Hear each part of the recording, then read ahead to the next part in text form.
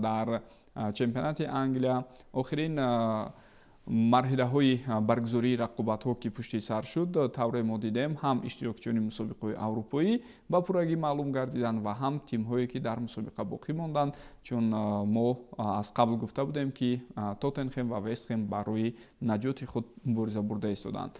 ولی میخواستم در اول اطراف دسته منچستر سیتی صحبت کنیم. آنها بازی آخرین خود را در چمپیونات دایر کردند. این همزمان آخرین بازی برای خوسپ گواردیولا بود که یک دوره بسیار طولانی و سرجیو ایزاوی را پشت سر کرد. متخصص اسپانی 10 سال فعالیتی او جمع بست شد و همزمان با خود گواردیولا برناردو سیلوا و جون استونز هم با مخلصان خیر و خوش کردند.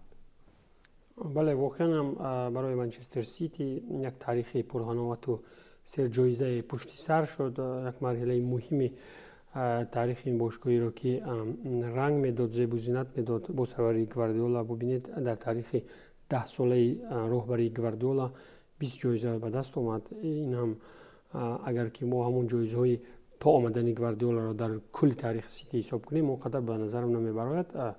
و اون زمانی که گواردیولا تریبل کرده بود، ببینید چقدر شان و شهرت این دسته رو باز در عرصه جهانی بلندتر نمود و هر موسمی که گواردیولا در چمپیونات انگلیا قهرمان میشد، آغاز اون نچندان خوب می داشت در موسم، ولیکن بهاران اومده همه رو میگذشت و عنوان قهرمانی رو کشیده میگرفت. به استثنای این موسم البته واقعا هم گواردیولا برای تاریخ منچستر سیتی به یک چهره بزرگ، به یک پیکره سوی به احترام تبدیل یافت و بیهوده هم یک منبر رو به نمونه خواهند گذاشت.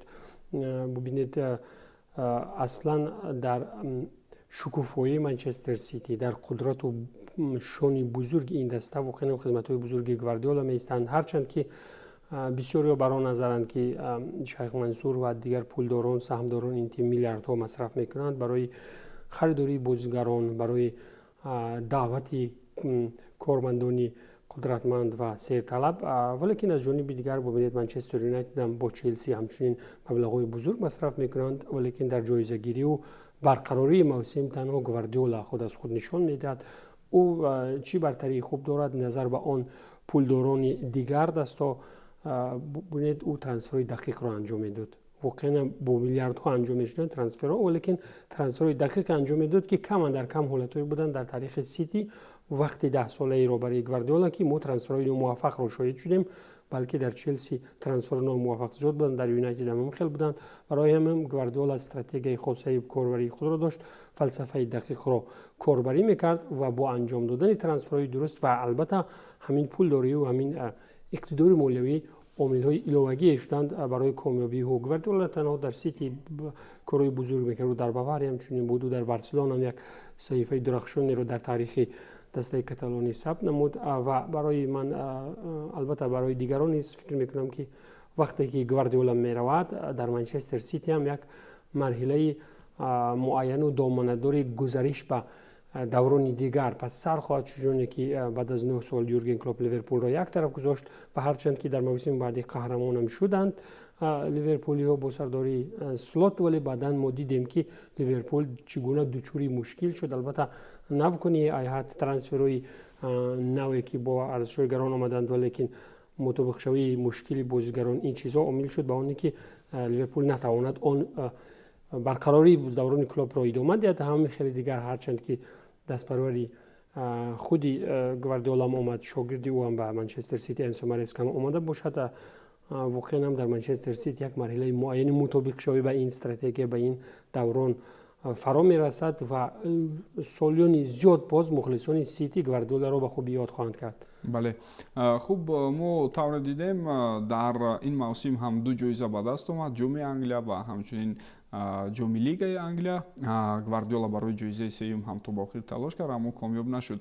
آیا شما انتظار بودید که انجام مسند فعالیت مربیگی او همین گونه خاتمه می‌یابد، یعنی با شکست از استون ویلا در بازی آخرین با حساب 2-1؟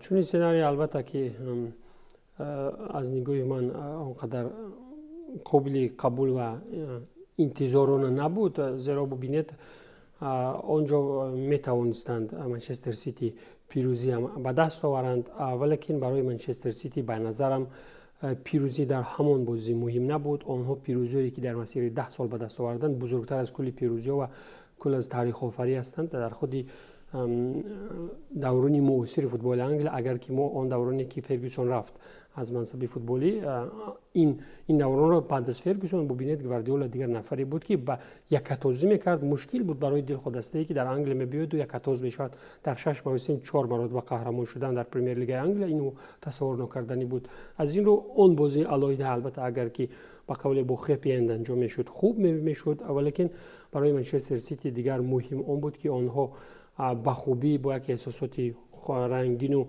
бо таърихи хотирмон чеҳраҳои дастони худро гусел кунанд ва инҷо ду омил вуҷуд доранд. Ба назарам агар ки онҳо дар пойгаи қаҳрамонӣ боқӣ мемонданд, онҳо албатта дар ин бозии охиринам метавонистанд бо кулли зуру тавон ва бо пирӯзӣ ҷамъбаст кунанд. онҳо ки медонистанд ки қаҳрамон аллакай маълум аст, дигар барои онҳо зарур набуд ки бо як қудрати бузург ба майдон оянду дар ин бозиам нерӯи энергияи зиёдатиро сарф кунанд, дар ҳоле ки бисёре аз бозигарони калидии ин тимро бозам омодагии хоса ба ҷоми ҷаҳон интизор аст. ин чизам хатаровар аст гуфтан ки агар ки бубинед дар ин бозӣ кулли нерӯро ба харҷ диҳу яке аз бозигарони калидии мунтахаби иштирокчии ҷоми ҷаҳон ҷароҳат бардорад, инҷо ҳам чи таваккалкорӣ аст. аз ҷониби дигар Астон Вилле ки ба тозагии ғолиби Лигаи Аврупо шуда буд, бо ҳамон рӯҳияи ғолибиовар омаду Унай Эмри бо шогирдонаш дар ин ҷо ҳам ҳамон сценари пирӯзовару тантанаи худро дар варзишгоҳ ҳам идома дод. ташаккур мегӯям ба шумо Имонбек. воқеан бояд эътироф кунем ки аз натиҷаи бозии дастаҳои Манчестер Сити ва Астон Вилла мебоист маълум шавад ки оё Англия шашумин иштирокчиро дар Лигаи Чемпионҳои мавсими оянда хоҳад дошт ё на. ва тавре мо дидем Астон Вилла ки дар ин рақобат пирӯз шуд, зинаи чорумро аз худ кард дар чемпионат. Ливерпул бошад дар зинаи панҷум мусобиқаро ҷамъбаст кард. аз ин рӯ Борнмут натавонист ба мусобиқаи Лигаи Чемпионҳои мавсими оянда рохати худро ба даст орад ва ба ҳар ҳол шогирдони Андони Раола ки мавсими бисёр хуберо пушти сар карданд, акнун дар Лигаи Аврупо иштирок мекунанд.